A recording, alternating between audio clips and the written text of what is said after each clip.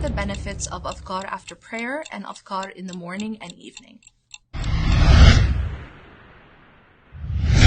So the adhkar after prayer, the adhkar of morning and evening, and the adhkar before you sleep are extremely important. The thing about adhkar is these are du'as that the Prophet ﷺ used to say throughout his day. This is how the Prophet ﷺ went throughout his life.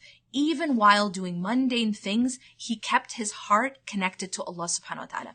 So when we talk about being in this life, but being close to Allah, that's a concept, right? That's something that we all wish we could have. But how do we translate that concept into action? How do we translate that concept into a reality?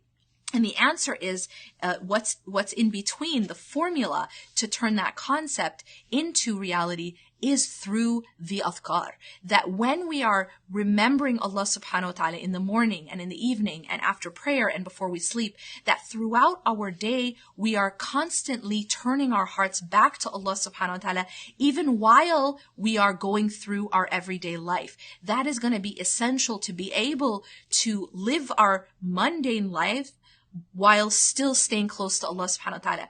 It's spirituality in action. It's the practical spirituality. Because we talk a lot about spirituality. We talk about how to be close to God and how to have love of God and hope in God. But how do we actually live it? And this is the answer, is by incorporating the supplications of the morning and the evening and prayer, as well as before we sleep, in our everyday life. And what that does is it protects us. It also reminds us of Allah subhanahu wa ta'ala as we go through our lives and we go through our day. And it allows our heart to stay close to Allah subhanahu wa ta'ala even while we are involved in the dunya and the mundane actions.